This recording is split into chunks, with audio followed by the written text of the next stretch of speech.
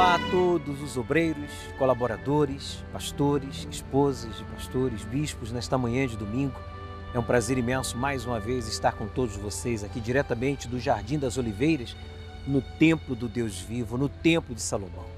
Deixe-me fazer uma oração e já daremos continuidade à meditação, ao estudo da segunda epístola de Pedro aos cristãos na Ásia Menor, que estavam sofrendo uma grande perseguição e por isso a sua fé estava sendo fortalecida, provada, mas também estava sendo aprovada.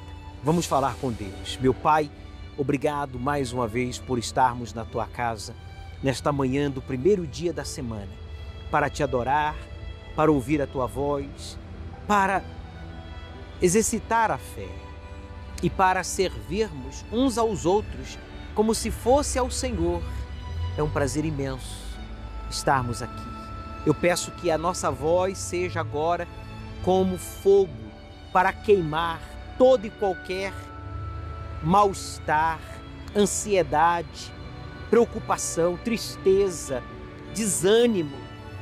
Meu Deus, não permita que nenhum de nós venha desprezar essas pérolas, esse tesouro tão maravilhoso que é a meditação na Tua Palavra. Mas que o Senhor fortaleça o fraco, anime o desanimado, venha curar o doente, venha avivar aquele que precisa de avivamento e orientar o desorientado. Instrua-nos, ó Deus, à luz da Tua Palavra, é o que eu te peço em oração, em nome de Jesus. Amém. Muito bem, vamos dar continuidade então no capítulo 1, versículo 5 de 2 Pedro. Diz assim: a prática das virtudes cristãs. E vós também, nós que somos da fé, nós que estamos servindo a Deus, pondo nisto mesmo toda diligência, acrescentai à vossa fé a virtude, e a virtude o conhecimento. A primeira coisa que nos chama a atenção nesse versículo 5 é que nós que somos da fé, que assumimos a fé em Jesus, que o servimos, que recebemos o seu Espírito e o compromisso de servi-lo através do próximo, nos dedicando à sua obra e também aos demais que fazem parte da obra de Deus, a gente tem que acrescentar a nossa fé, nós temos que desenvolver essa fé, materializar esta fé por meio de obras, de atitudes, por meio de uma obediência à palavra de Deus, que diz aqui o texto sagrado. Primeira coisa que exige essa fé: diligência. Diligência. Infelizmente, muitas pessoas naufragaram na fé, começaram até bem, mas com o passar dos meses, dos anos, elas, ao invés de serem diligentes, elas se tornaram negligentes. O que é negligenciar algo? É você saber o que tem que ser feito e você não faz. É alguém esperar que você faça algo e você não faz. Negligenciar é você estar responsável por algo e não executar este algo. Então, veja, em outras palavras, que a fé, o que o Espírito Santo está falando aqui é: a fé sem obras é morta, em outras palavras. Você tem fé? Muito bem. A sua fé é revelada? Graças a Deus. Mas você tem que ser diligente. Se aprendeu algo, Deus lhe revelou, prontifique-se em colocar em prática. Seja diligente. Não fique esperando, postergando, analisando, perguntando a um, a outro, esperando sentir. Não faça isso. Se você realmente é da fé, quer dizer, você tem o Espírito da fé, que é o Espírito Santo, o Espírito da Palavra de Deus, então seja diligente, atuante, praticante e não negligente. Inclusive, eu queria pedir um favor às senhoras e a todos vocês obreiros. Se você vê alguém negligente na sua fé, não fica criticando não. Ore por esta pessoa. E depois que você orar, se ela não despertar, se ela não reagir, fale com ela diretamente. Chama ela em particular e fala: olha, eu tenho percebido que você tem negligenciado a sua fé.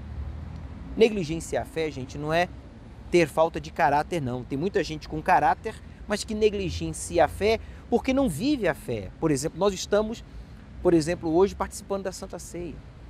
Nós estamos vivendo a fé do jejum de Daniel, nós estamos vivendo a fé da fogueira santa, nós estamos vivendo a fé da evangelização, nós estamos vivendo a fé de investir na alma. E a pessoa é negligente em ignorar as oportunidades, em pensar que ela pode praticar depois, quando sentir vontade ou quando estiver em condições.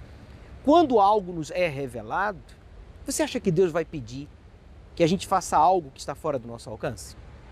Óbvio que não. Você acha que Deus vai nos revelar algo que a gente não pode praticar? Claro que não.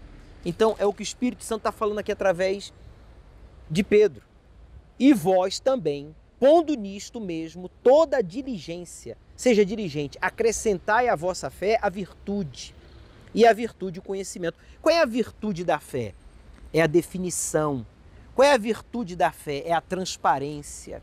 Qual é a definição da fé? É a coragem. Qual é a definição da fé? É a disposição, é a atitude, decisão, revolta contra tudo aquilo que tenta nos separar de Deus, que tenta nos tirar do seu altar, da sua obra, da sua casa, da sua presença. Então, acrescente à sua fé a virtude do Espírito Santo, as virtudes do Espírito Santo, os frutos, né, por exemplo, os dons do Espírito Santo, e a virtude, o conhecimento. Você tomou conhecimento? Deus lhe revelou algo na meditação à sua palavra, através da mensagem amiga do Bispo Macedo, ou do Bispo Renato, ou do bispo, do pastor aí da sua igreja, ou através da boca de um outro obreiro, um colaborador, de um evangelista. Será que Deus não pode usar alguém dentre o povo para nos falar? Ou dentre os demais conservos, nossos companheiros? Claro que sim, mas você tem que estar atento para ouvir e perceber e diligentemente aplicar. Então o conhecimento não é para dizer eu sei, o conhecimento é para se acrescentar a virtude e a fé. E ao conhecimento, a temperança é o equilíbrio. A temperança aqui é a moderação, não é nem um extremo nem outro, não é nem 8 e nem 80, não é nem 1 e nem 100, é 50. Num sentido, me refiro de exemplo de equilíbrio. Não é extremismo, mas equilíbrio. Nós somos do reino de Deus. Isso nos faz equilibrados. É o que ele está falando. E ao conhecimento, a temperança. Seja, então, equilibrado.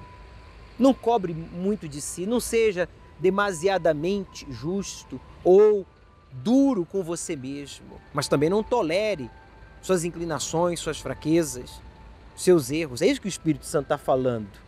Mas não se condene, não se exclua, não fuja das suas responsabilidades, mas também não seja uma pessoa estritamente disciplinado, rígido, justo, porque como está escrito, por que te destruirás a ti mesmo? A gente já estudou isso, lembra? Sendo demasiadamente justo. Quer dizer, muitas pessoas se autodestroem buscando uma super santidade, buscando perfeição em si mesmo e não encontrando, porque ninguém é perfeito, ficam como? Desmotivados, amuados, irritados, tristes e acabam perdendo a oportunidade de servir a Deus mais e melhor. Não é essa a função do Espírito Santo. O Espírito Santo, ele nos dá a fé para que através desta fé a gente acrescente virtude, a virtude o conhecimento e ao conhecimento a temperança. E a temperança paciência, seja paciente, não é acomodado, não é negligente, não é preguiçoso, não é medroso, não é tímido, paciente. Confie. O paciente, qual é a virtude da paciência? Ele confia. Todo paciente é confiante. Toda pessoa que é paciente é porque ela tem confiança. Confiança no cuidado de Deus, confiança de que está fazendo a sua parte, que Deus fará dele. Você que vai subir no altar, você que já subiu no altar, certamente você tem agora a confiança. Você fez tudo o que estava ao seu alcance. Agora, Deus vai fazer tudo o que está fora do seu alcance. Não é maravilhoso? Não é lindo o poder do sacrifício. O sacrifício voluntário nos faz ficar na dependência de Deus para que Ele então cuide de nós, nos amadureça. Porque só por meio dos sacrifícios, das lutas, das renúncias é que a gente amadurece. E ele diz no versículo ainda 6, e a paciência, a piedade. Seja piedoso, misericordioso, não fique julgando, condenando ninguém. Seja piedoso, assim como Deus foi piedoso comigo, com você, sejamos também piedosos com os demais, tanto de casa quanto os de fora. Piedosos, tenha piedade, não é pena. Pena é um sentimento que você sente e que vai. Piedade é um sentimento que faz você ensinar, levar aquela pessoa à verdade. A pessoa que tem pena, veja, ela faz uma caridade, ela dá uma esmola, mas ela não entra em detalhes, ela não procura tirar a pessoa daquela situação. Ela nem procura saber o porquê ela está naquela situação. O piedoso não. A pessoa que tem piedade, vê uma pessoa precisando de ajuda, de correção, ela procura saber o porquê ele chegou naquele estado. E ele procura orientá-lo, falar a verdade, ainda que doa, para fazer aquela pessoa livre e salva, para fazer aquela pessoa que está precisando de piedade, de ajuda, de correção, de motivação, de instrução, de oração, de apoio de alguma forma, reaja. Reaja e busque a misericórdia do Altíssimo e seja perdoado e salvo, como eu fui, como você foi. É isso que ele está falando aqui. E a piedade, o amor fraternal, como de irmãos, de família, um amor onde ninguém se vê melhor do que ninguém. Quando eu falo amor fraternal, vocês sabem o que significa? Não? Eu já falei em outras ocasiões, mas eu vou repetir. O amor fraternal é um amor entre família, pais e filhos, irmãos. Esse amor não nos dá o direito de se considerar melhor ou inferior, porque é família. Na família todo mundo é importante. O pai, a mãe, o primeiro filho, o último filho. Ah, mas aqui em casa nós somos 10, sejam 20 filhos. O amor fraternal faz a gente se respeitar, considerar e não desconfiar. Ah, ele quer o meu mal. Ó, ele está fazendo fofoca de mim. Ih, aquela obreira. Ih, o colaborador está me desrespeitando. Ih, o pastor auxiliar, a esposa do bispo. Não. Quando existe fofoca, ciúmes, aí é toda sorte de confusão. Vai haver mentiras também. Vai haver outras coisas. Então, o amor tem que ser fraternal. A gente tem que acrescentar a piedade ao amor fraternal. Em outras palavras, se a gente tem piedade do perverso, do pecador, do condenado, né? A morte na prisão, por exemplo, o condenado a uma doença incurável no hospital, a gente vai lá, a gente tem piedade daquele que ninguém dá valor para ele em nada, não tem valor algum para a sociedade, para a família, uma pessoa, um morador de rua, um viciado, um tóxico dependente, e você vai lá, dá ajuda. Nós não vamos ter piedade para com os de casa? Por favor, não é inteligente, não faz sentido. É isso que ele está falando. E a piedade, o amor fraternal. Acrescente essa piedade, o amor fraternal.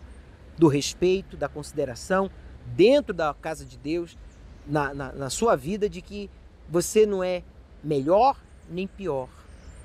Pois Deus não faz acepção de pessoas. E só há um sobre nós, e esse é Deus. E todos estamos nivelados no mesmo patamar que é de servos. Concluindo o versículo, e ao amor fraternal, diz aqui, e o amor fraternal, e ao amor fraternal, o amor. Mas que amor? Ele não falou aqui da piedade, o amor fraternal, e depois ele repete, e ao amor fraternal, o amor? Que amor é esse? Domingo que vem eu vou falar para vocês. Tenham todos um bom dia, uma excelente reunião. Nos veremos aqui no templo, aí no seu estado, na iurte ou nas nuvens. Até lá!